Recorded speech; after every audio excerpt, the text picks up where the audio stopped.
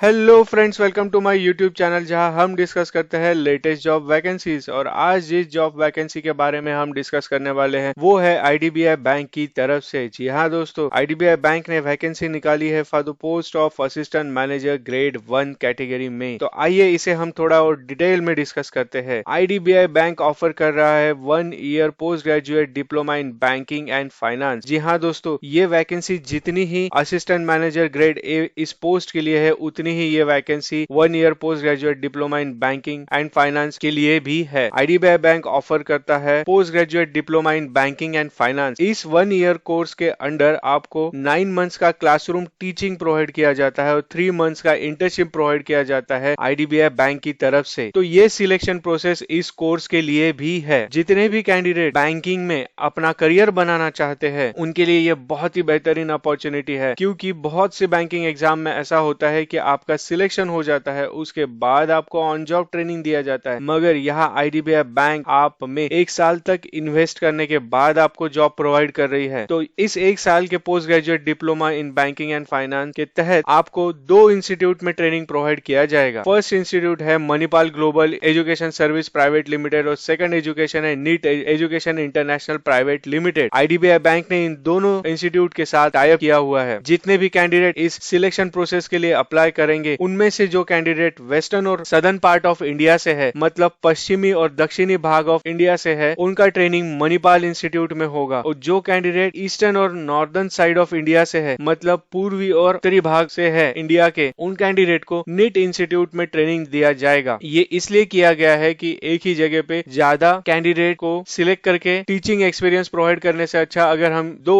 जगह पे इसे बाइफरकेट करते हैं तो कैंडिडेट को एक्सपोजर ज्यादा मिलता है। इसलिए आईडीबीआई बैंक ने 2 इंस्टीट्यूट्स के साथ टाई अप किया है। इस सिलेक्शन और रिक्रूटमेंट प्रोसेस को हम डिटेल में डिस्कस करते हैं। मैंने 10 पॉइंट्स में इन सिलेक्शन प्रोसीजर को समराइज किया है, तो उन 10 पॉइंट्स को हम लोग थोड़ा डिटेल में देखते हैं। फर्स्ट पॉइंट है age, education, qualification and vacancies. इस पोस्ट और सिलेक्शन प्रोसेस के लिए वैकेंसीज जो निकल के आई है वो है 650। जी हाँ दोस्तों, आपने सही सुना है, 650 वैकेंसीज है। Total number of candidate select किए जाएंगे 650। इनमें से अनरिजर्व कैटेगरी में सिलेक्ट किए जाएंगे 265 और रेस्ट ऑफ द सारी कैंडिडेट रिजर्व कैटेगरी के अंडर सिलेक्ट किए जाएंगे। जो एजुकेशन क्वालिफिकेशन की डिमांड की गई है वो है graduate from any recognised university with minimum 60% marks. तो आपके पास अगर कोई भी ग्रेजुएशन की डिग्री है तो आप अप्लाई कर सकते हैं। यहाँ किसी भी स्पेसिफिक क्वालिफिकेशन की डिमांड नहीं हुई है। आपके पास अगर ग्रेजुएशन की डिग्री है तो आप इस पोस्ट के लिए अप्लाई कर सकते हैं। अगर हम एज के बारे में बात करते हैं तो मिनिमम एज आपका 21 होना चाहिए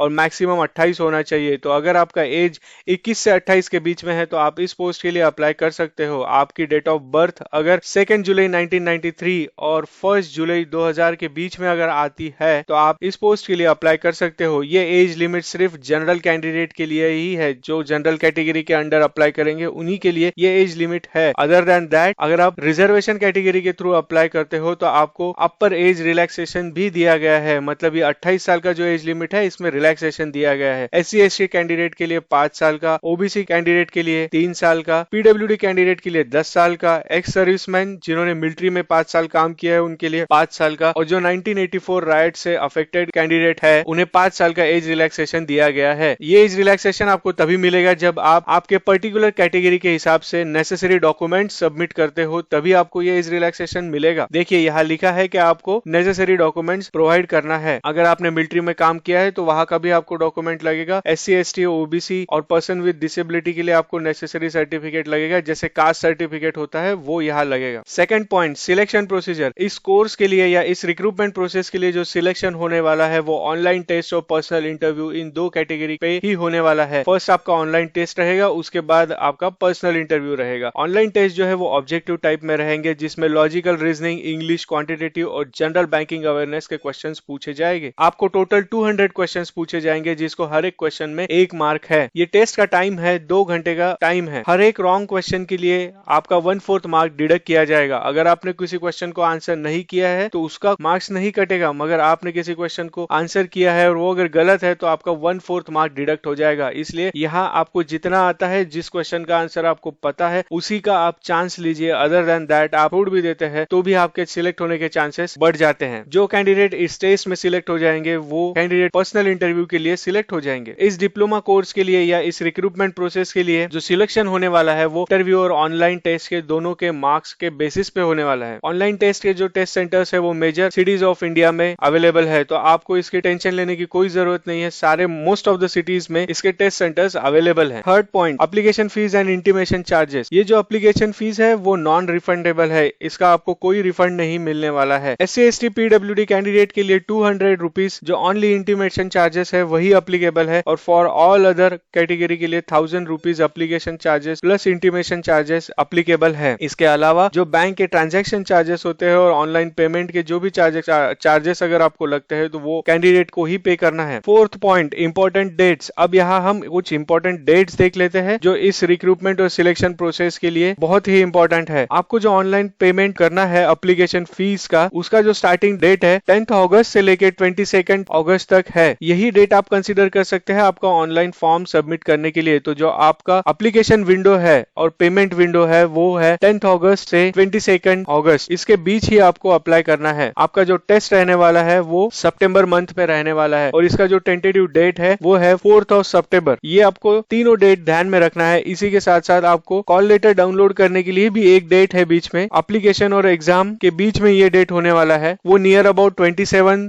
अगस्त के आसपास ही रहने वाला है। तो तब आपको कॉल लेटर भी डाउनलोड करना है एग्जाम के लिए, जो बहुत ही नेसेसरी होता है। Fifth point, salary and terms of appointment. जो भी कैंडिडेट इस प्रोसेस में सिलेक्ट हो जाएंगे पोस्ट ग्रेजुएट डिप्लोमा कोर्स के लिए, उन कैंडिडेट को during the period of 9 months आपको एक स्टाइफन दिया जाएगा 2500 रुपए का। उसके बाद जो इंटर्नशिप के 3 मंथ्स है उस पीरियड में आपको 10,000 रुपीज पर मंथ पे किए जाएंगे। आप जब असिस्टेंट मैनेजर के पोजीशन पे अपॉइंट हो जाओगे तो आपको 36,000 पर मंथ का सैलरी पे किया जाएगा। उसी के साथ साथ ये आप आगे देख सकते हैं कि सैलरी ब्रैकेट कैसे रहेगा फॉर योर एंटायर करियर। तो आप इस कोर्स के लिए जैसे ही सिलेक्ट हो जाओगे तो आपको IDBI बैंक पे करना चालू कर देगा in terms of stipend, internship salary के तहत। टर्म्स ऑफ पोस्टिंग में आप 1 साल के लिए प्रोबेशन में रहोगे। इस प्रोबेशन पीरियड में आपको बैंक के किसी भी ऑफिस में पोस्ट कर सकती है। ये पोस्टिंग इन इंडिया और आउटसाइड इंडिया भी हो सकता है। IDBI बैंक आपके साथ 3 ईयर का सर्विस बॉन्ड भी करती है। अगर आप इस पोस्ट के लिए सिलेक्ट हो जाते हो तो आपको 3 साल IDBI बैंक में काम करना मैंडेटरी हो जाता है। बीच में अगर आपको सर्विस बॉन्ड ब्रेक करना है तो आप ब्रेक कर सकते हो, मगर आपको 2 लाख रुपए प्लस GST, और उसी के साथ साथ अगर आपने डिप्लोमा कोर्स के लिए अगर एजुकेशन लोन लिया है तो उस लोन को पे करने के बाद आप IDBI बैंक में से बाहर निकल सकते हो। Sixth point, programme fees. अगर आप इस 1 साल के कोर्स के लिए डिप्लोमा के लिए अगर आप सिलेक्ट हो जाते हो तो आपको 3.5 लाख रुपए प्लस GST पे करना है। ये अमाउंट आप इंस्टॉलमेंट में भी पे कर सकते हो, और साथ ही साथ आपको IDBI बैंक लोन भी प्रोवाइड करता है इस कोर्स फीस को पे करने के लिए। इसी के साथ साथ during this 1 year IDBI bank आपका अलग अलग तरीके से सर्टिफिकेशन भी कंप्लीट कराएगा। तो इस सर्टिफिकेशन के लिए जो एग्जाम्स कंडक्ट होगी उसका भी डेफिनेटली एग्जाम फीस रहेगा, वो भी आप ही को पे करना है। 7th point, how to apply. इस सिलेक्शन प्रोसेस के लिए अगर आपको अप्लाई करना है तो आपका जो एप्लीकेशन विंडो है वो है 10 से 22 तारीख के बीच में। हाँ, 10 से 22 तारीख के बीच में आप अप्लाई कर सकते हो इस पोस्ट के लिए। और जो एप्लीकेशन है और जो पेमेंट आपको फीस का पे करना है वो पेमेंट आपको इसी विंडो में करना है। इंपॉर्टेंट पॉइंट यहाँ पे ये है कि आपको यहाँ पे सिर्फ अभी इनिशियल सिलेक्शन प्रोसेस का एप्लीकेशन फी ही पे करना है। आपको कोर्स फी नहीं पे करना है, जो 3.5 लाख रुपए मैंने अभी बताया वो फी नहीं पे करना है। आपको सिर्फ एग्जाम फी पे करना है। यहाँ पे जो सिलेक्शन प्रोसेस का जो एग्जाम होने वाला है उसी का फी आपको यहाँ पे करना है। यहाँ अप्लाई करते वक्त आपको ध्यान रखना है कि आपके पास आपका फोटोग्राफ, सिग्नेचर, थंब इम्प्रेशन, इसका स्कैन कॉपी होना चाहिए, और साथ ही साथ आपका हैंड रिटन डिक्लेरेशन भी होना चाहिए। ये हैंड रिटन डिक्लेरेशन का एक नीचे फॉर्मेट दिया है, वो मैं आपको दिखा दूंगा। वो बेसिकली यही कहता है कि जो मैंने इन्फॉर्मेशन यहाँ अप्लाई करते वक्त दी है वो करेक्ट है, उसी का वो हैंड रिटन डिक्लेरेशन होता है। अप्लाई करते वक्त आपके पास पर्सनल ईमेल आईडी और मोबाइल नंबर भी होना चाहिए। इसी मेल आईडी पे और इसी मोबाइल नंबर पे IDBI बैंक जो भी कम्युनिकेशन करेगा वो इसी मोबाइल आईडी पे, मोबाइल नंबर पे और पर्सनल ईमेल आईडी पे ही करेगा। तो ये दोनों चीजें आपके पास होना मैंडेटरी है। ये है IDBI बैंक का ऑफिशियल वेबसाइट। यहाँ पे जब आप जाएंगे तो आपको ध्यान रखना है कि आप नीचे स्क्रॉल करके करियर सेक्शन में जाएंगे। जब आप करियर सेक्शन पे क्लिक करते हैं तो नेक्स्ट विंडो में आपको करंट ओपनिंग्स पे क्लिक करना है। यहाँ पे सबसे टॉप में आपको recruitment notification for admission to IDBI bank PGDBF 2021-22 का नोटिफिकेशन दिख जाएगा। यहाँ पे आप अप्लाई कर सकते हो। इसी के साथ साथ यहाँ पे recruitment notification for executive on contract basis, ये भी नोटिफिकेशन दिखेगा। तो इसका भी वीडियो हमने हमारे चैनल पे कवर किया है। अगर आपको इसके बारे में भी डिटेल में जानना है तो आप मेरे चैनल पे जाके इसे देख सकते हैं। एडवर्टाइजमेंट तो हम लोग डिटेल में डिस्कस कर ही रहे हैं। अब चेक करते हैं अप्लाई कैसे करना है। है, यहाँ पे आपको क्लिक करना है नो मोर पे। नेक्स्ट विंडो में आपको अप्लाई करने के लिए विंडो आ जाएगा। यहाँ आपको click here for new registration करना है। यहाँ से आपका एप्लीकेशन प्रोसेस स्टार्ट हो जाता है। यहाँ आपको first name, middle name, last name, full name आपका डिस्प्ले हो जाएगा। यहाँ पे मोबाइल नंबर, ईमेल एड्रेस, फिर यहाँ से आपका एप्लीकेशन प्रोसेस स्टार्ट हो जाता है। यहाँ अप्लाई करते वक्त अगर आपको लगता है कि मेरे पास ये पर्टिकुलर इन्फॉर्मेशन है या नहीं है, मुझे ये एप्लीकेशन यहीं पे सेव करके फिर यहाँ आके अप्लाई करना है, तो आप यहाँ पे सेव एंड नेक्स्ट करके आगे बढ़ सकते हो। तो आपने जो इन्फॉर्मेशन फिल की है वो यहीं पे रहेगी। आप जब फिर से इस पे वापस आओगे तो आप नेक्स्ट टैब पे जाके आप आपका एप्लीकेशन कंटिन्यू कर सकते हो। जो आपको पेमेंट करना है फीस का, एग्जाम फीस का, वो आपको ऑनलाइन ही पे करना है। इसके लिए बैंक ने कोई भी अदर एजेंट रिक्रूट नहीं किया है, आपको सिर्फ और सिर्फ ऑनलाइन ही पे करना है इसका exam fees. 8th point, essential documents. इस सिलेक्शन प्रोसेस के दरमियान आपको कुछ डॉक्यूमेंट्स है जो आपको हमेशा कैरी करना है आपके साथ। वो डॉक्यूमेंट्स है, फर्स्ट आपका एज रिलेटेड डॉक्यूमेंट, सेकंड आपका education qualification related document, third है आपका work experience related document, fourth caste certificate अगर आप रिजर्वेशन कैटेगरी के अंडर अप्लाई कर रहे हो तो ही, पीडब्ल्यूडी सर्टिफिकेट अगर आप पीडब्ल्यूडी रिजर्वेशन कैटेगरी के अंडर अप्लाई कर रहे हो तो, आपका फोटो आईडी प्रूफ और आपका कॉल लेटर, और इसी के साथ साथ आपका एप्लीकेशन फॉर्म का हार्ड कॉपी प्रिंट आउट और ई रिसिप्ट ऑफ पेमेंट। ये कुछ डॉक्यूमेंट है जो आपको इंटरव्यू के वक्त भी कैरी करने हैं और through out the selection process आपके साथ आपको रखना ही है। एज वैलिडेशन के लिए आप 10th का मार्कशीट जिसमें हमारा डेट ऑफ बर्थ होता है या फिर school leaving certificate, birth certificate, ये सर्टिफिकेट सबमिट कर सकते हो। एजुकेशन क्वालिफिकेशन के रिलेटेड आपको मार्कशीट्स, आपकी डिग्री के जितने भी मार्कशीट्स है, डिग्री का सर्टिफिकेट है, वो आपको प्रोवाइड करना है। वर्क एक्सपीरियंस अगर आप दिखाते हो तो आपको offer letter, relieving letter, salary slip, experience certificate, ये सारे डॉक्यूमेंट्स आपको अपने साथ रखने पड़ेंगे। कास्ट सर्टिफिकेट अगर आप रिजर्वेशन कैटेगरी से अप्लाई करते हो तो डेफिनेटली आपको कास्ट सर्टिफिकेट प्रोड्यूस करना पड़ेगा। पीडब्ल्यूडी कैंडिडेट के लिए पीडब्ल्यूडी सर्टिफिकेट, फोटो आइडेंटिटी के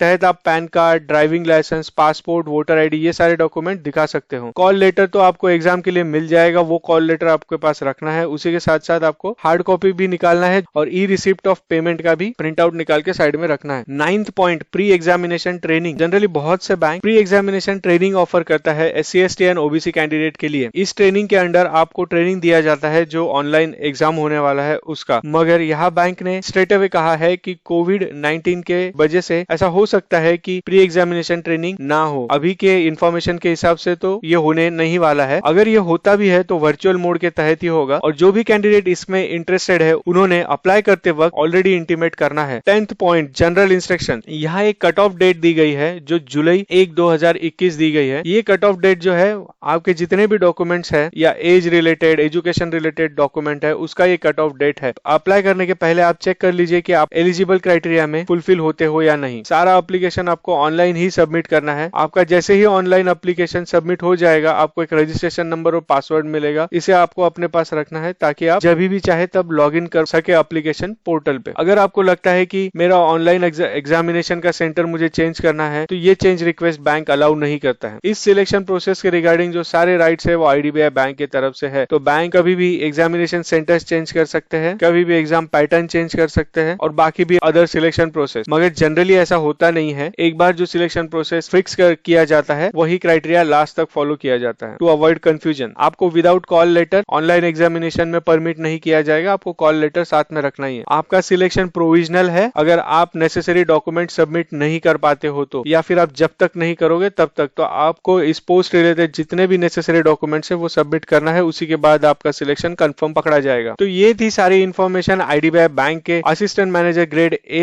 इस पोस्ट के लिए। तो अगर आप बैंकिंग में अपना करियर बनाना चाहते हैं, आप फ्रेशर्स है या फिर आप 1-2 साल का आपके पास एक्सपीरियंस भी है, तो भी आप इस पोस्ट के लिए अप्लाई कर सकते हो। ये बहुत ही बेहतरीन अपॉर्चुनिटी है क्योंकि यहाँ बैंक आपको 1 साल का पूरा ट्रेनिंग देगा, उसी के बाद आपको रिक्रूट करेगा। हाँ, मैं जानता हूँ कि यहाँ पे आपको हर एक स्टेज पे एप्लीकेशन फीस है, कोर्स फीस है, मगर look at the brighter side, आप जब फाइनली सिलेक्ट हो जाओगे तो बैंक में डायरेक्ट असिस्टेंट मैनेजर के पोस्ट पे रिक्रूट होने वाले हो, जहां आपको ऑलमोस्ट 36,000 का सैलरी मिलने वाला है। तो उसे ध्यान में रखते हुए मैं ये बोलना चाहूंगा कि आप इस पोस्ट के लिए अप्लाई करिए। तो अगर आपको ये वीडियो इन्फॉर्मेटिव लगा हो और इस वीडियो से आपको फायदा मिला हो, प्लीज मेरे यूट्यूब चैनल को सब्सक्राइब कर दीजिए क्योंकि अभी मेरी कम्युनिटी छोटी है, इसे ग्रो करने में आप ही मेरी मदद कर सकते हो। इस वीडियो को अपने फ्रेंड्स और फैमिली के साथ शेयर करिए ताकि ये इन्फॉर्मेशन जिसे सबसे ज्यादा जरूरत है उस तक पहुंच सके। और आपको कोई भी डाउट है आप कमेंट सेक्शन में कमेंट करके मुझे बताइए, मैं आपका डाउट सॉल्व करने की पूरी कोशिश करूंगा। धन्यवाद।